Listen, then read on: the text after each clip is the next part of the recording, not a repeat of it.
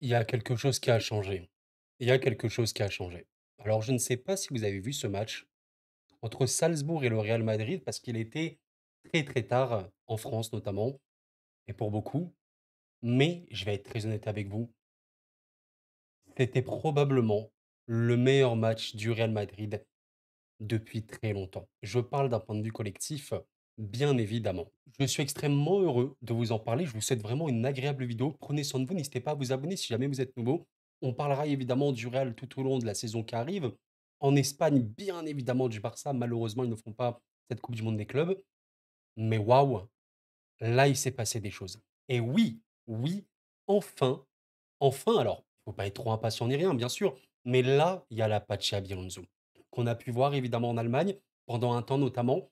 Je vais être très honnête avec vous, comme beaucoup, la plupart des gens vous le diront, mais la première période madrilène, d'un point de vue footballistique, football moderne, j'ai des images à vous montrer, regardez un petit peu.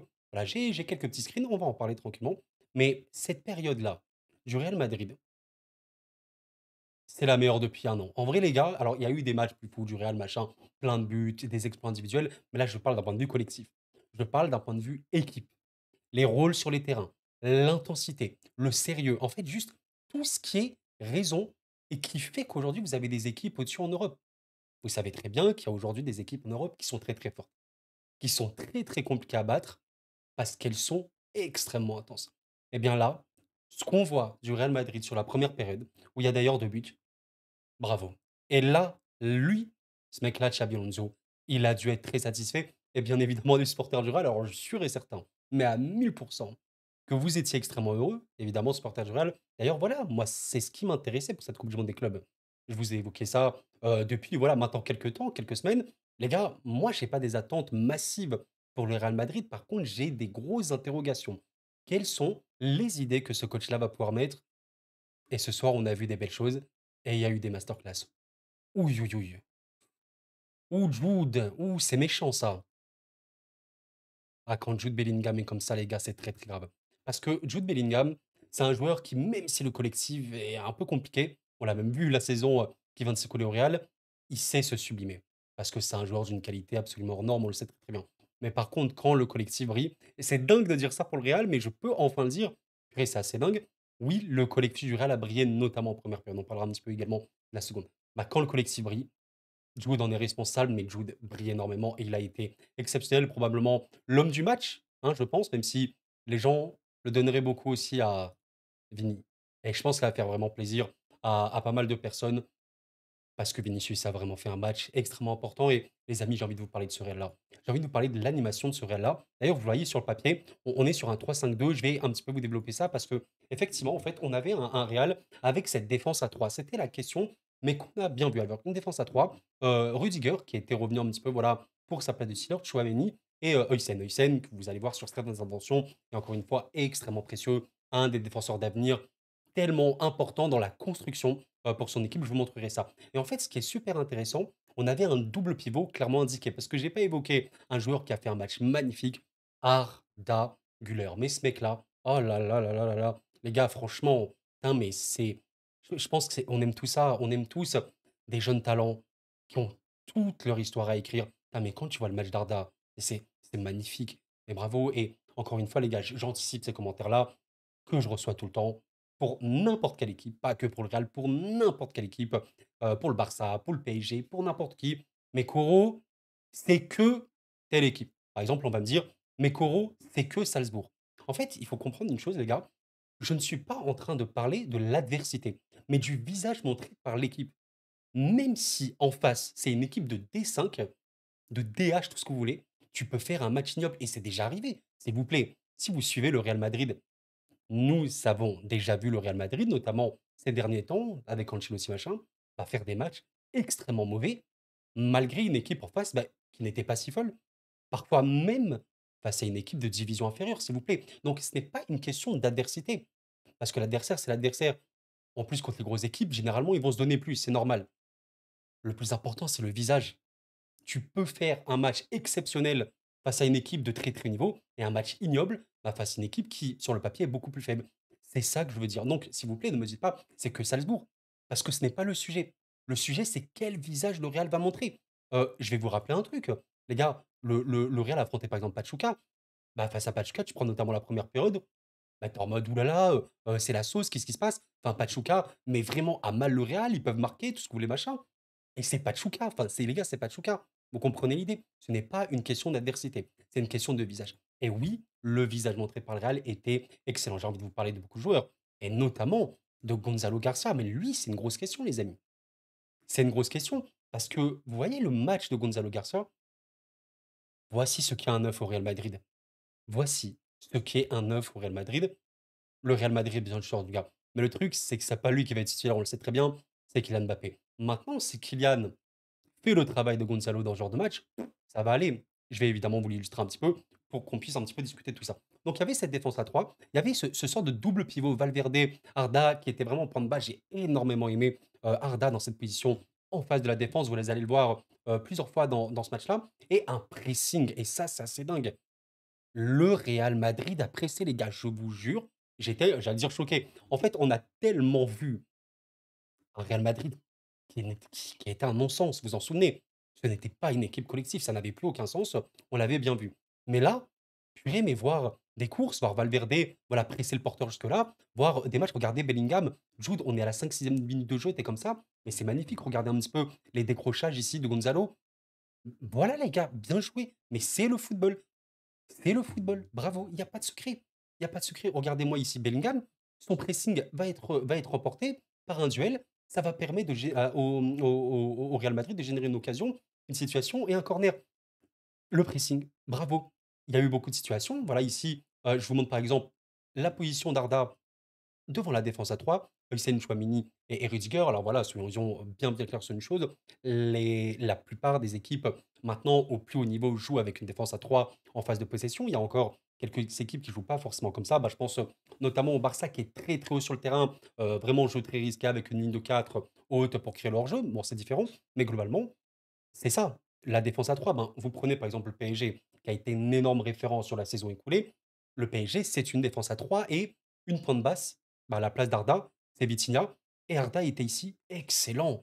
Purée, mais qu'est-ce qu'il a été bon. Je pense qu'il a remporté quasiment tous ses duels. D'ailleurs, voilà, c'est celui qui a suivi le plus de fautes du match, forcément, extrêmement utile avec le ballon. Il a gagné le plus de duels, ça a été assez incroyable. 8 duels remportés sur 11 par Arda. Et le seul duel aérien remporté par lui, il a été énorme dans ce rôle ben, de regista, meneur de jeu reculé, extrêmement intéressant et c'était la question. Et en fait, c'est ça qui est cool. Évidemment que nous, en tant qu'amoureux de football, en tant que passionnés, on ne va rien apprendre à des mecs comme Xabi Alonso, comme des coachs évidemment. Ce sont des coachs, c'est leur métier. Ils ont baigné dans le football depuis des décennies, ils connaissent leur sport, ils connaissent leur discipline évidemment. C'était sûr et certain que Xabi Alonso allait voir en Arda Güler, ben, en fait, le fameux joueur au Real Madrid qui doit porter le ballon, qui doit le conserver, qui doit calmer le tempo. Absolument nécessaire dans ce football moderne. Et Barda a été un métronome. Et c'est extrêmement important à noter. Vous voyez la position très reculée d'Arda avec un Real voilà, très haut, hein. Globalement sur le terrain, c'est normal avec Trent ici, avec Bellingham, avec Valverde ici beaucoup plus haut. Alors que Valverde, généralement, il formait le double pivot avec Arda. Là, Arda s'est reculé. Parfois c'était Valverde, parfois c'était Arda. Pour moi, les deux ont été excellents dans ce registre-là. Et c'était vraiment un Real organisé, structuré. Et qu'est-ce que ça avait manqué? Oh, qu'est-ce que ça avait manqué ces derniers temps, les amis? Ici, encore une fois, regardez la position d'Arda, je vous en montre un ici. Et c'est ça, en fait. L'animation du Real dans ce match-là, c'était, allez, un 3-1, 4-1 parfois, enfin 3-1, 5-1 limite des fois. Je me mélange un peu. 3-5-2, un 3-4-3, ça dépendait de Bellingham, mais globalement, il y avait ce double pivot-là. Arda et Valverde qui étaient évidemment les plus bas sur le terrain. Et évidemment, les pistons, latéraux plutôt, Trent et Fran beaucoup plus haut. Et cette attaque à deux qui a été réfléchie, Gonzalo et Vinicius qui était beaucoup plus axial et qu'est-ce que j'aime évidemment Vinicius dans ce rôle-là, parce que Vinicius est lié pur, c'est cool, mais un Vinicius qui peut se retrouver dans la zone de vérité, c'est tellement, tellement meilleur et sincèrement, ça est sûrement une clé du Real Madrid. Bien sûr, on sait que Xabi Alonso avec Leverkusen a énormément joué avec ses attaquants relativement polyvalents. Voir Vinicius pas simplement comme un ailier, c'est tellement mieux. C'est tellement mieux. Et vraiment, ça fait du bien de voir un peu plus de variété dans ce Real-là. Faut évidemment que je vous parle du match de Gonzalo Garcia qui a été formidable. Je vous parlais de pression, bah, regardez un petit peu. Regardez le travail ici de pressing qui a été formidable parce que c'est un magnifique pivot, très très bon dans les remises, comme un vrai neuf, mais dans les appels évidemment, met la pression. Il n'y a pas de secret. Il n'y a pas de secret. Allez voir les meilleurs attaquants du monde. Au-delà des attaquants, c'est des joueurs extrêmement complets. Regardez Rafinha avec le Barça. C'est un monstre de pression. Regardez Ousmane Dembélé avec le PSG. C'est un monstre de pression. Il n'y a pas de débat, il n'y a pas de hasard. Vous voulez être fort au foot, vous devez avoir quelqu'un qui empêche les relances. Et les premiers qui doivent empêcher les relances, ce sont les attaquants. Gonzalo l'a parfaitement fait en pressant, en récupérant le ballon. Voilà, ici, il permet à son équipe d'avoir une grosse situation qui va regarder, hein, qui peut donner un but. Ça va rien donner ici pour le Real. Qu'est-ce qui se passe juste après? Enfin, non, c'était une action avant.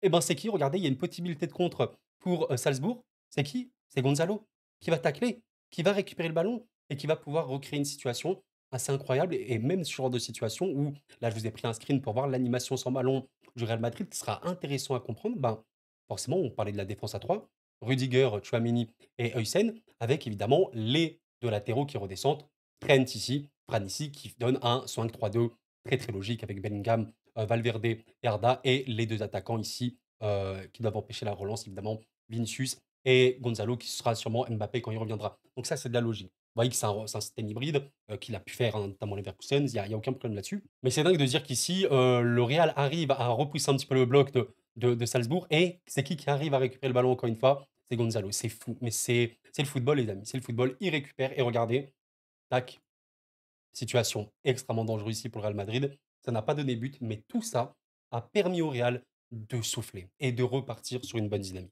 Vous voyez, quand je vous ai dit que c'est un système vraiment très hybride, c'est plusieurs systèmes en vérité, plusieurs animations. C'est pour ça qu'un coach, généralement, il va pas parler, oui, notre animation purement et simplement, mais nos animations. Parce que c'est réellement le cas. Regardez là, vous voyez toujours la défense à 3 du Real Madrid. Vous voyez le double pivot Arda et Valverde. Et vous voyez qui ici, Trent, plus Fran tout en bas de l'écran. Alors, je ne sais pas si vous le voyez, voilà, vous voyez tout en bas de l'écran. Et là, quand on regarde, bah, Vinicius, Gonzalo et Bellingham, on n'est plus sur une animation en 3-4-3. Mais encore une fois, ce qui est important, c'est à quel point les joueurs peuvent bouger sur le terrain. Bah, ici, on voit Bellingham un peu plus haut.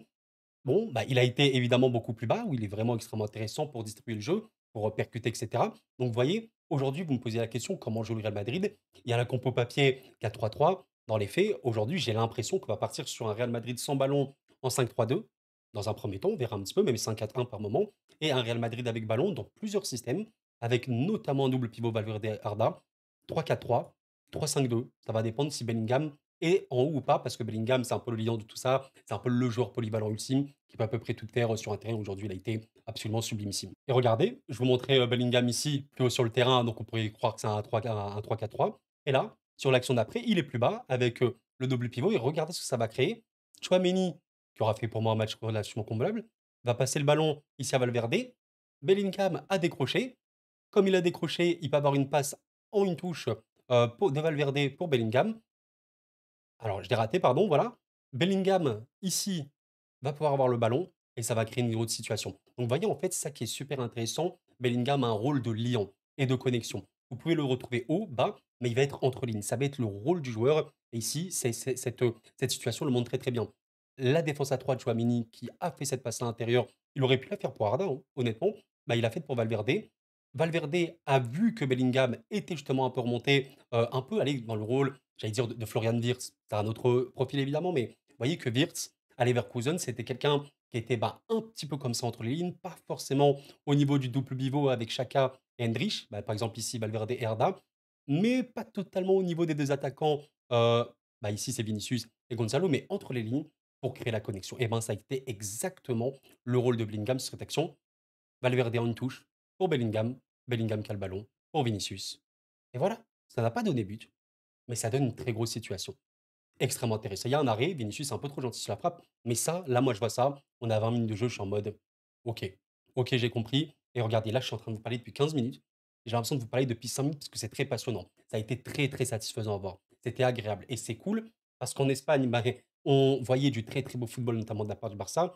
Et on voulait quand même voir, évidemment, le beau football côté Real. Ce serait bien que les deux clubs, top, top, top, top clubs espagnols, évidemment, il y a l'Atlético aussi, mais là, je parle des plus gros, gros, soient tous les deux très, très forts et pas seulement un. Donc c'était en tout cas très positif ce qu'on a pu voir. Étant donné que le Real contre-pressé, regardez un petit peu la minute. On est à la 19e minute 26 secondes.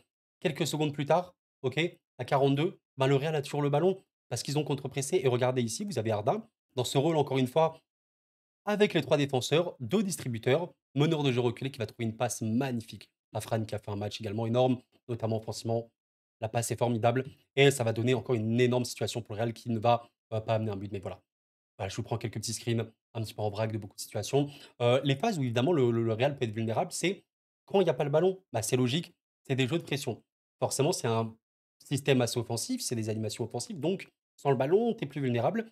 Ici, regardez un petit peu, bon, il y a voilà, pas assez de pression qui a été mise, tu un peu plus bas sur le terrain, après une grosse période, hein, tu es quasiment à la 40e minute de jeu. Il y a une passe intérieure qui va être trouvée. Ici, Rudiger, ouais, il ressort et très très intéressant, regardez un petit peu Fran qui va faire parce qu'ici, il va avoir une très bonne passe pour Salzbourg. Huysen, dans un premier temps, de sortir. Là, il n'y avait pas assez de pressing. Évidemment, c'est un jeu qui se base sur la pression, mais il y a eu une très très bonne couverture de Fran qui a senti en fait le jeu regarder un petit peu. Il va avoir une remise de la part de Salzbourg et il va lire le jeu. Et là, ça y est, ça a amené à l'action du but. Ça qui est intéressant, c'est qu'évidemment, le Real, quand ils ont des espaces, ça reste un petit peu leur point fort, même quand il n'y avait pas de collectif, et bien ça peut faire des dégâts. Bon, ici, Fran récupère le ballon, bon crochet, bon dribble, intérieur, ça va passer pour Bellingham. Et dans cette position, bam, Bellingham passe laser. Regardez la projection des deux attaquants. Et oui, Vinicius Paillier, attaquant avec Gonzalo. Super. L'appel de Gonzalo permet un petit peu d'aspirer le défenseur. Vinicius a parfaitement croché. Il va terminer l'action. Ça va amener au but. Très très bien. Et je crois qu'on aura un but, bah ouais, juste après. Très très intéressant de cette action-là. Encore une fois, regardez, pressing haut du Real. Donc Salzbourg n'arrive pas à relancer. Qu'est-ce qui va se passer? Tu vas lancer le ballon assez loin. Et là, Huysen intervient très très haut. Parfait. Parfaite intervention. Ça va être une récupération pour Bellingham. Sans contrôle. On va partir directement sur Valverde. Non, sur Arda. Ouais, je crois dans un premier temps. Arda qui va passer cette fois-ci. Regardez. À Valverde, cette fois-ci qui est plus haut. Ça a tourné. Le ballon, il va ricocher. Ça va venir sur Vinicius qui va jouer, ouais, tenter une talonnade. Ça va passer. Et Valverde va pouvoir tirer et marquer. Voilà, au fond du filet. Pourquoi il y a eu cette action? Parce que le Real a bien pressé, parce que Hysén est parti haut et parce que le Real est allé très très vite dans l'espace. Il n'y a pas de secret. Il n'y a pas de secret, c'est le football, les amis, c'est juste le football. La vulnérabilité du Real, évidemment, c'est normal, ça reste le tout début de Xabi Alonso. Pour l'instant, ça a été le jeu sans ballon bas, la défense basse, qu'on peut appeler ça. C'est normal, généralement, les équipes de pression n'aiment pas les défenses basses et on l'a vu avec même les meilleures équipes d'Europe, clairement. Et il y avait globalement des problèmes de profondeur par moment. Bah, ici, le Real a beaucoup moins pressé en seconde période. Salzbourg a pour le coup beaucoup plus joué intensément. Bah, vous voyez, ce genre de ballon, quand tu les presses pas, c'est dangereux. Tu mets sur un fauteuil les joueurs adverses et là, tu peux trouver des ballons en profondeur comme ça. Ça peut être compliqué. Par exemple, ici, voilà, ta défense n'est pas assez organisée. Ça crée des situations, factuellement. Mais voilà, même sous pression, j'ai quand même trouvé des passes intéressantes. Trent, qui est un passeur formidable, hein, c'est un des meilleurs passeurs du monde du football, il n'y a aucun problème. Peut-être trouver des ballons comme ça intérieurs sur Bellingham, qui a un peu poussé trop le ballon ici, mais voilà, il devrait lâcher un peu plus vite par moment. Mais tu vois, tu peux trouver des circuits de relance très très propres. Et de toute façon, dès que tu arrives à battre la pression adverse, le Real Madrid a évidemment des possibilités de contre. Encore une fois, regardez ici Bellingham.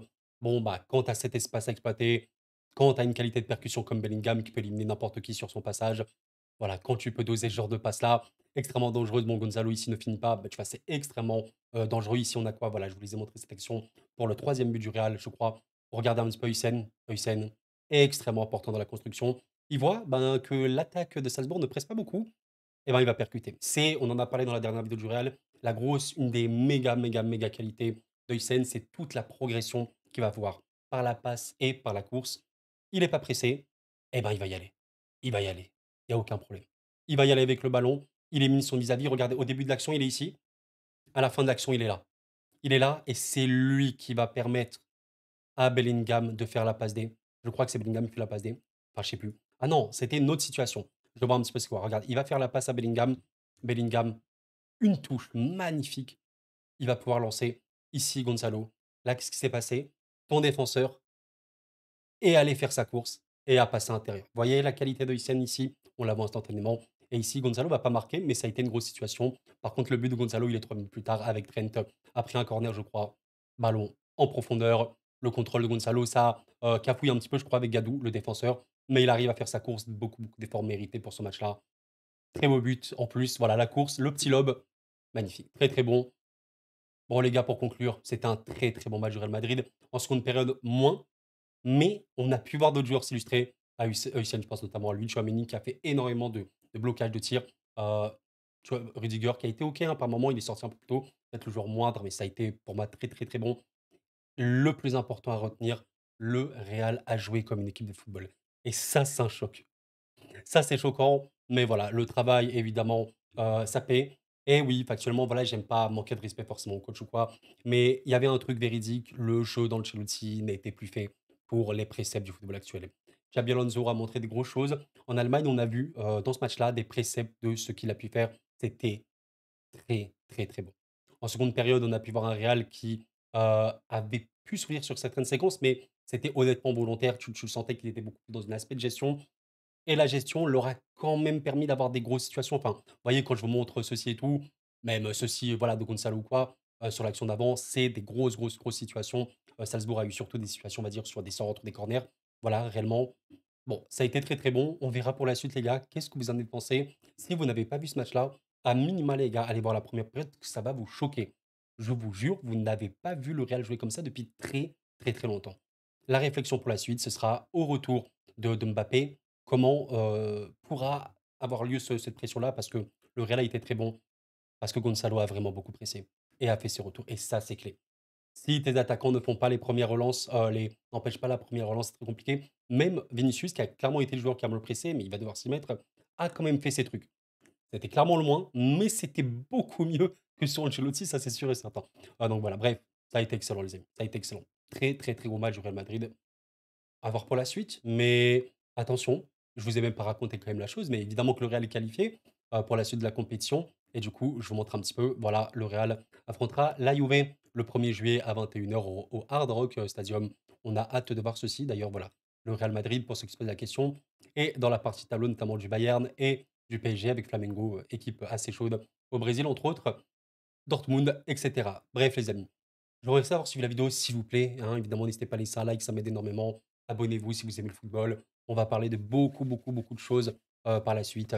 Et prenez soin de vous, les amis. Je vais quand même aller dormir un petit peu. C'est bien de regarder du foot, mais se reposer, c'est aussi bien. Prenez soin de vous, c'était Coron. Et la paix sur vous.